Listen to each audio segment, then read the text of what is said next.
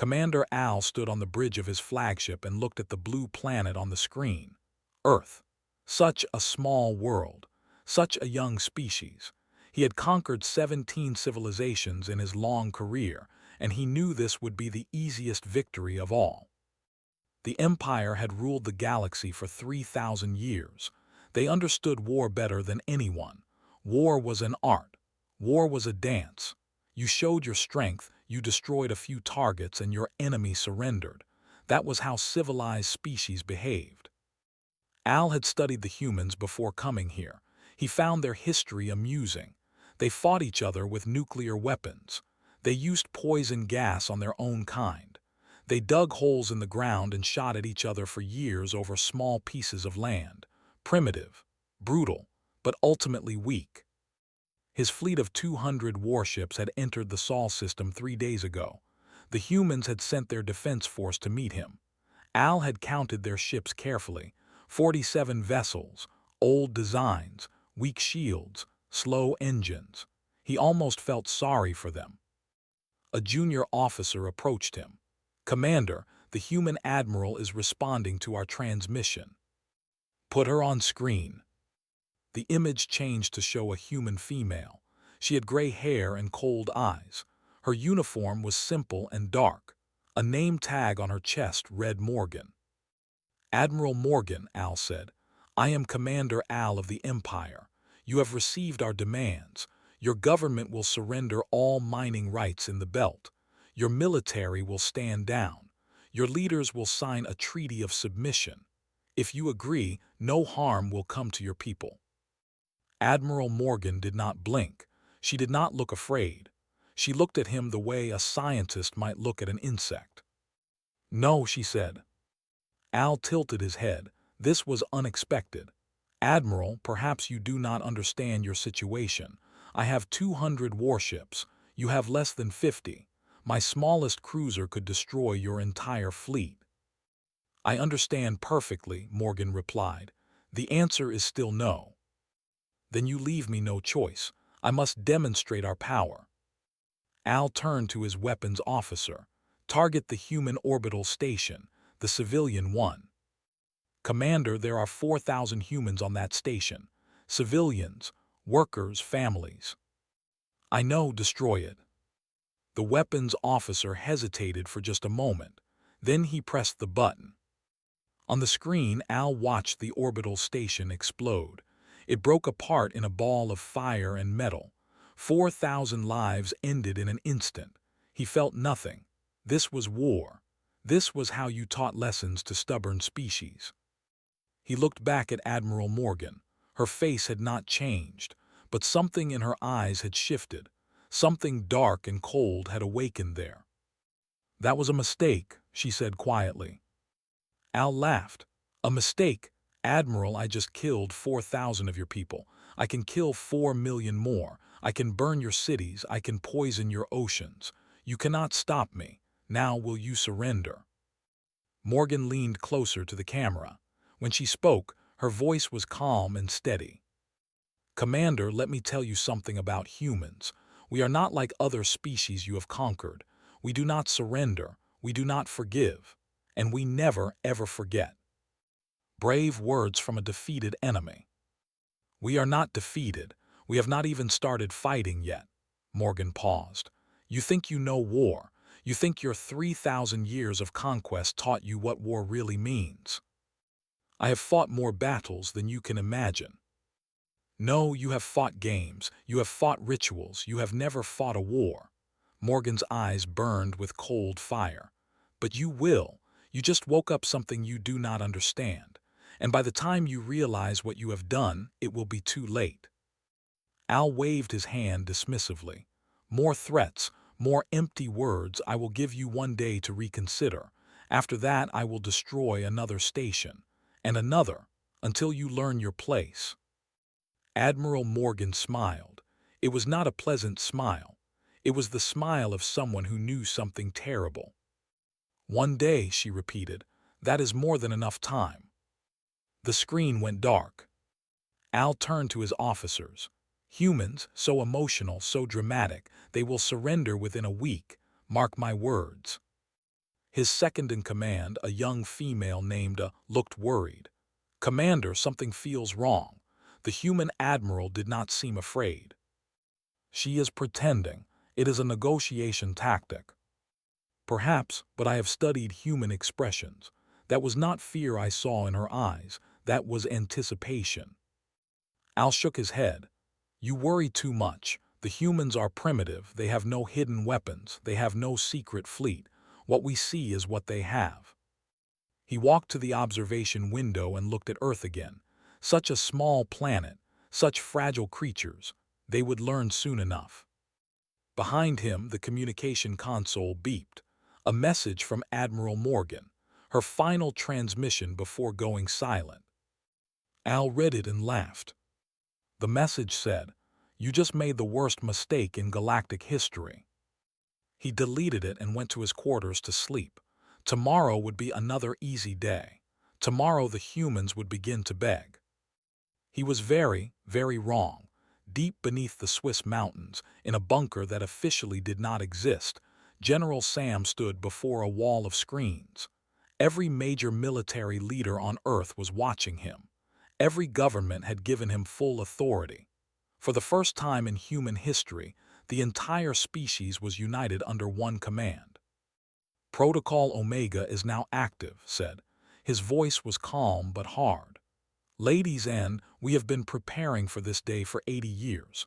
It is time to show the galaxy what humanity really is." The screens flickered. Data began flowing from every corner of the solar system. Admiral Morgan's face appeared on the main screen. She was aboard her flagship, orbiting Mars. "Sam, they think we only have 47 ships," she said. "They counted them very carefully." "Good, let them keep counting," pressed a button on his console. "All hidden assets begin activation sequence." Across the asteroid belt, something incredible happened. Mining ships that had worked the rocks for decades suddenly transformed. Their hulls split open. Weapon systems emerged. Engines that had been running at 10% power roared to full strength. These were not mining ships. They had never been mining ships. They were warships disguised as workers. 1,200 vessels revealed themselves in the first wave. On the moon, massive doors opened in craters that satellites had scanned 1,000 times without seeing anything. Ships rose from underground hangars. Factories that made farming equipment began making missiles. Research stations became command centers. Lieutenant Commander Ben sat in the cockpit of his ship, the Gray Wolf. For 15 years, he had pretended to be a simple asteroid miner. He had eaten bad food, lived in small quarters, and waited. Now his waiting was over. "All units, this is," he said into his radio. "We are weapons-free. Target the supply ships first. Make them bleed." His squadron of 20 ships moved toward the fleet. On paper, they were still mining vessels. Their transponders said they were carrying iron ore.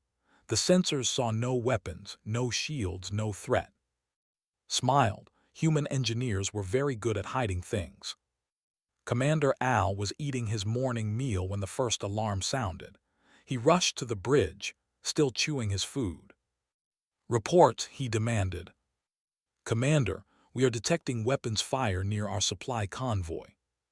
"From where? I see no enemy ships." "The mining vessels, Commander. They are attacking us." Al stared at the screen. He watched a small, ugly human mining ship fire a plasma cannon that should not exist. The blast tore through a transport like paper. "That is impossible. Those ships have no weapons." "They do now, Commander." Squadron destroyed 4 transport ships in 2 minutes. Then they turned toward a cruiser. The cruiser was 3 times their size. It had more guns, more armor, more everything. It did not matter. Led his ships directly at the cruiser. The captain fired everything he had. Missiles and plasma bolts filled the space between them. 2 of ships exploded, then 3 more. But the rest kept coming. "They are not turning away," the captain said, confusion in his voice. "They should be retreating. Why are they not retreating?" "Because humans do not retreat. crashed his ship directly into the cruiser's bridge. The explosion killed him instantly. It also killed every officer on the vessel. The remaining human ships finished the job. Al watched 12 of his ships die in less than 10 minutes. He could not believe what he was seeing. "Commander," I said quietly, "we are receiving reports from across the system. Human ships are appearing everywhere. Thousands of them." "Thousands? That is not possible. Where did they come from?" "They were always here. We just did not see them." On Earth, General watched the battle data flow across his screens. The first phase was working perfectly. They were confused and afraid. "Open a channel to all human forces," he ordered. "Tell them no mercy, no surrender, no prisoners. They killed our people. Now we show them what that means." Admiral Morgan received the order. She passed it to every captain, every pilot, every soldier. The human fleet moved like a single creature. They did not fight the way they expected. They used ambushes and tricks. They sacrificed ships to destroy larger targets. They attacked supply lines instead of warships. They did things that no civilized species would ever do. Because humans had never been civilized. Not really. They had just been pretending. Al tried to establish communication with Earth. No response. He tried to contact Admiral Morgan. Silence. The humans had stopped talking. They were done with words. "Commander," an officer called out, "one of their ships just rammed our medical frigate. It was carrying wounded soldiers." Al felt cold. "They attacked a medical ship." "Yes, Commander, and they are broadcasting a message on all frequencies." "What message?" The officer looked at his screen. His scales turned pale. "It says, 'This is just the beginning.'" Al sat down in his command chair. For the first time in his long career, he felt something he had never felt before. Fear. The humans were not showing him their military. They never had been. They had shown him what they wanted him to see: a weak enemy, an easy target. And he had believed them. Now he was learning the truth, and the truth was terrifying. 2 weeks had passed since the war began. Commander Al had lost 40 ships. By every rule of civilized warfare, this should have triggered negotiations. Both sides should have been talking about peace terms. But the humans refused to talk. Every time Al sent a message requesting communication, there was only silence. He offered to return to space. Silence. He offered to pay for damages. Silence. He offered to surrender the mining rights that started this whole conflict. Silence. "They are ignoring us completely," a reported. "It is like we do not exist to them anymore, like we are not worth speaking to." Al spent every night studying human history now. He had made a terrible mistake before the invasion. He had looked at human wars and seen only chaos and brutality. He had missed the pattern underneath. Humans did not fight limited wars. When they truly went to war, they fought until the enemy was completely destroyed. They burned cities. They starved populations. They did whatever it took to win. They fought wars like chess games. Capture enough pieces and your opponent surrenders. Humans fought wars like they were trying to kill chess itself. Near Titan, Saturn's largest moon, Captain Lisa Vance led a carrier group through an asteroid field. Her ships were using civilian transponders. They looked like cargo vessels carrying supplies to a mining colony. This was a lie. Vance had been a fighter pilot before becoming a captain. She understood something important about war. Rules only matter if both sides follow them. They followed rules. The humans had stopped following rules the moment that orbital station exploded. "All ships prepare for attack run," Vance ordered. "Target their supply depot. Kill everything that moves." "Captain, there are wounded on that depot. Medical personnel." "I know, kill them anyway." The carrier group dropped its disguise. Weapons powered up. Fighters launched. In 3 minutes, the supply depot was burning wreckage. Al received the report and felt sick. Medical personnel. Wounded soldiers. The humans had killed them all without hesitation. "This violates every law of warfare," he said. "Every treaty, every agreement between civilized species." I looked at him with tired eyes. "Commander, I do not think humans consider themselves bound by our treaties.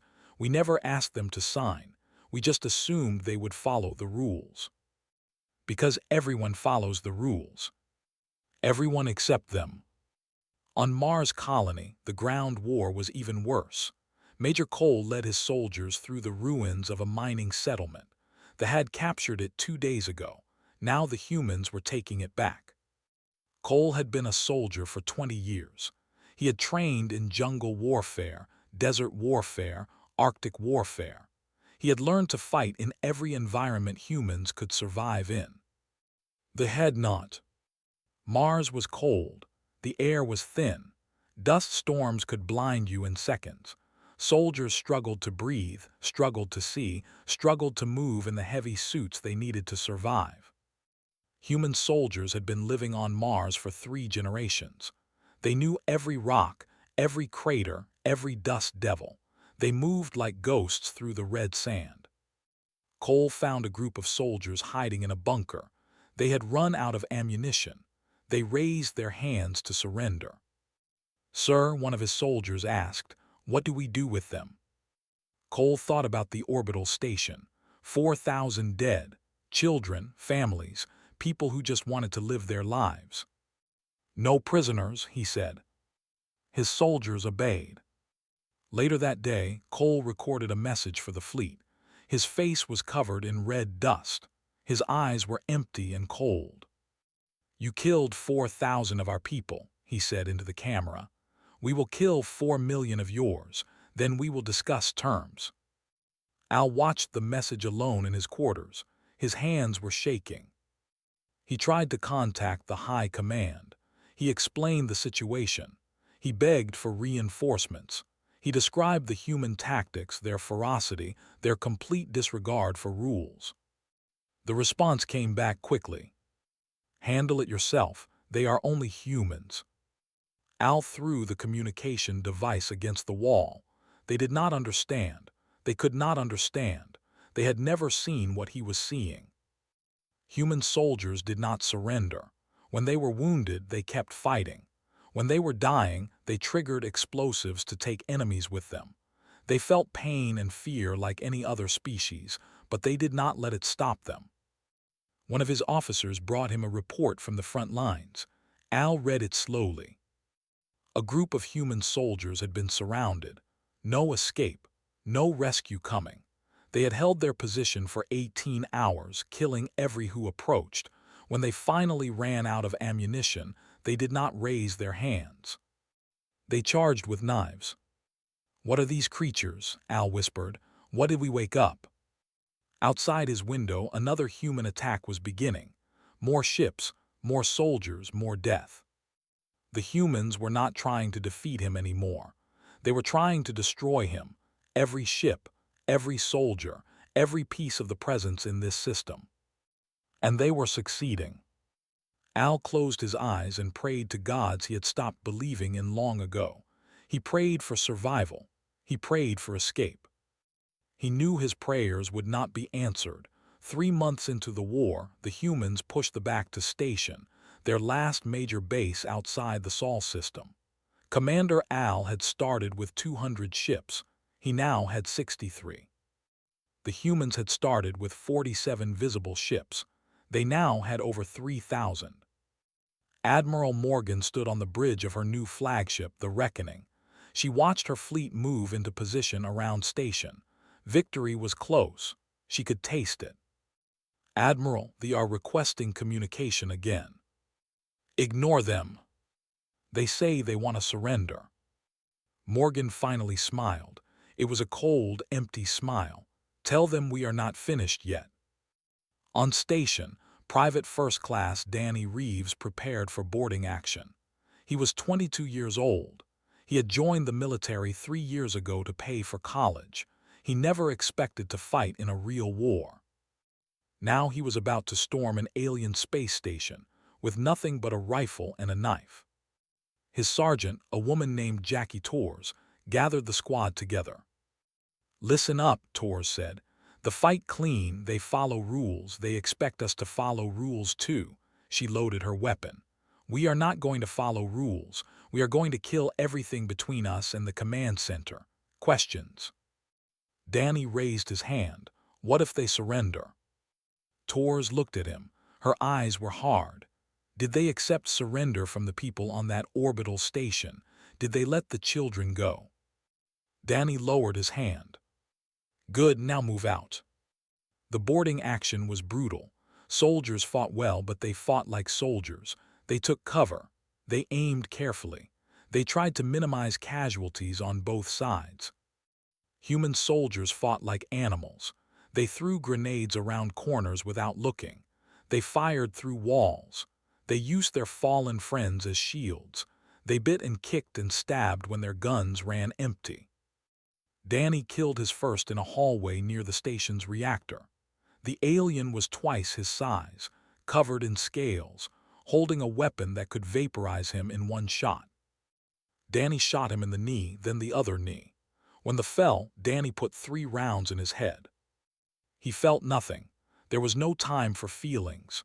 There was only the next enemy, the next corner, the next bullet. Tors died clearing the medical bay. An officer shot her through the chest. Danny and 2 other soldiers killed everyone in that room, wounded patients included. They kept moving. Back on the Reckoning, Admiral Morgan received a report from the High Command. They were finally sending reinforcements, 500 additional ships. "About time," Morgan muttered. She turned to her communications officer. "Send a message to Earth Command. Tell to activate the reserve weapons." General received the message in his bunker. He had hoped it would not come to this, but the had made their choice. Now humanity would make theirs. "Open the vault," he ordered. Deep beneath the Antarctic ice, doors that had been sealed for 50 years began to open. Inside were weapons that the galactic community had banned centuries ago. Weapons so terrible that civilized species agreed never to use them. Humanity had signed no such agreement. Antimatter cluster bombs, AI-guided hunter-killer drones that never stopped hunting, biological agents designed to kill specific species. Looked at the list of weapons available to him. He felt sick, but he also felt determined. "Load everything," he said. "Send it all." Al watched the human fleet receive new supplies. His sensors detected the weapons being transferred. He recognized some of them from historical archives. "Those weapons are forbidden," he whispered. "No one has used them in 1,000 years." A stood beside him, her scales pale with fear. "The humans do not care about our rules, Commander. They never did. If they use those weapons on our reinforcements, then our reinforcements will die. All 500 ships, every soldier aboard." Al made a decision. He moved to the communication console and began recording a message to the. "This is Commander Al. I am sending this warning to anyone who will listen. Do not send more ships to this system. Do not send more soldiers. Contain the humans. Whatever you do, do not make them angrier." He paused, trying to find words that would make his leaders understand. "We thought we knew war. We were wrong. War is not what we do. War is what humans do. It is their nature, their inheritance, their curse. They have been fighting each other for thousands of years, and they have become very, very good at it." His voice broke slightly. "I have seen things in this war that will haunt me forever. I have seen humans sacrifice themselves without hesitation. I have seen them fight until their last breath. I have seen them use weapons that make our most terrible tools look like toys." He took a deep breath. "We killed 4,000 of their civilians. In 3 months they have killed 2 million of our soldiers. This is not war. This is extinction. Please, I beg you, leave them alone. Let them have their small corner of the galaxy. The cost of fighting them is too high." He ended the transmission and sent it. Then he sat down and waited for the end. On station, Danny Reeves stood in the command center. Every officer was dead. The station was theirs. He looked out the window at the stars. Somewhere out there, reinforcements were coming. 500 ships full of soldiers who had no idea what they were facing. Danny felt something strange. Not pride, not satisfaction. Pity. Those soldiers were already dead. They just did not know it yet. 6 months after the invasion began, Commander Al returned to his. He was one of only 23 survivors from his original fleet of 200 ships. The war was over. Humanity had won. But they had not invaded space. They had not burned cities. They had simply stopped at the border and waited. Al did not understand this at first. The humans had the power to destroy his entire civilization. Why did they stop? He would learn the answer soon enough. The Imperial Council gathered in the Great Hall of the capital city. Every high-ranking military officer, every politician, every leader of the Empire sat in that room. They had come to hear Al's report. He stood before them, old and broken. His scales had turned gray. His eyes had lost their fire. He looked like a ghost of the warrior he used to be. "Tell us what happened," the High Chancellor demanded. "Tell us how you lost." Al was silent for a long moment. Then he began to speak. "We lost 847 ships, 2.3 million soldiers. Every base, every station, every outpost we built in human space was destroyed." He paused. Human losses were 12,000 military personnel, 4,000 civilians, the same 4,000 who died when we destroyed that orbital station on the first day. The council members looked at each other in shock. "That is impossible," one of them said. "Those numbers cannot be correct." "They are correct. I counted every death myself." How could such a primitive species defeat our empire?" Al looked at them with empty eyes. "Because we do not understand what war really means. We fight wars to achieve objectives. We capture territory. We secure resources. We force treaties. When the cost becomes too high, we negotiate." He shook his head slowly. "Humans do not fight wars that way. When humans go to war, they do not want territory or resources or treaties. They want one thing only." "What?" "Destruction. Total and complete destruction of their enemy. They do not stop when the cost is high. They do not stop when victory seems impossible. They do not stop until the enemy cannot threaten them ever again." The High Chancellor leaned forward. "But they stopped at our border. If they wanted our destruction, why did they not invade?" Al smiled bitterly. "I asked Admiral Morgan the same question before I left. Do you know what she told me? She said that destroying us would have been easy, but letting us live in fear would be more effective." "Fear? The Empire does not feel fear." "We do now." Al looked around the room. "Every person in this room is afraid. Every soldier in our military is afraid. Every child who hears stories about the human war will grow up afraid. That fear will last for generations. That is what the humans wanted." He walked to a screen and activated it. Images appeared: burning ships, dead soldiers, weapons that should not exist. "I thought I knew war," Al said. "I was a fool. I had fought 17 civilizations. I had won every campaign. I believed that made me an expert." He turned back to the council. "It made me nothing.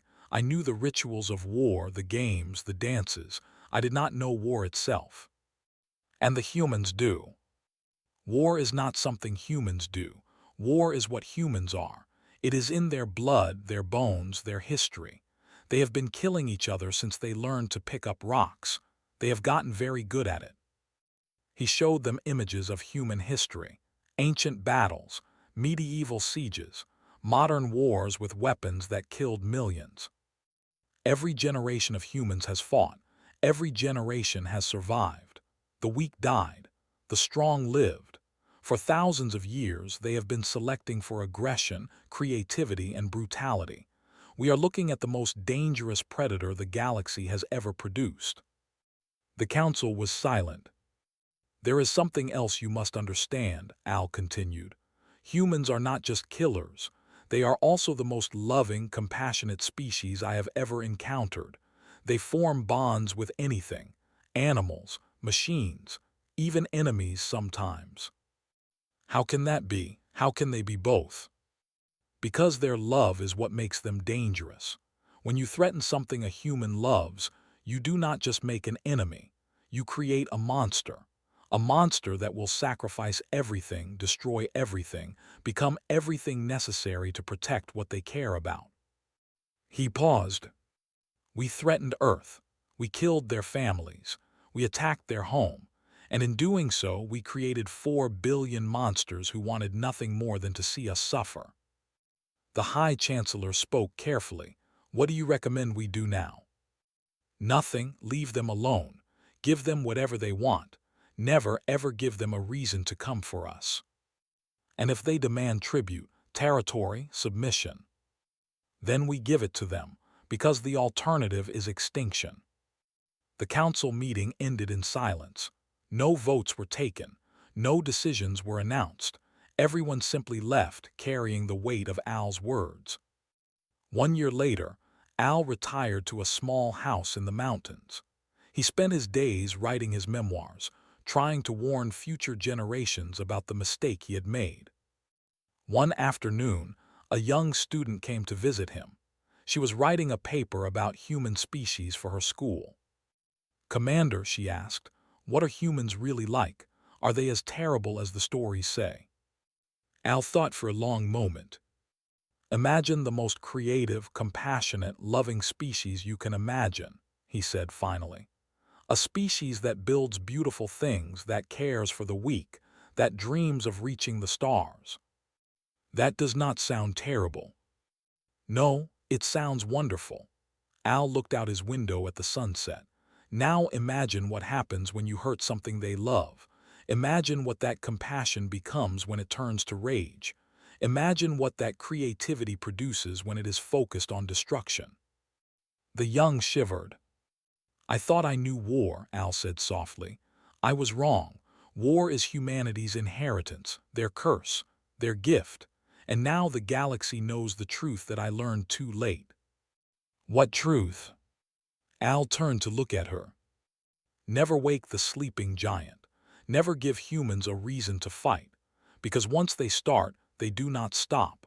Not until their enemies are dust and memory. Not until everyone who threatened them understands the price of making humanity angry." He closed his eyes. "I made that mistake once. The galaxy will never make it again." Outside his window, the stars shone bright and cold. Somewhere out there, humanity was watching, waiting, hoping they would never have to fight again. But ready if they did. Always ready.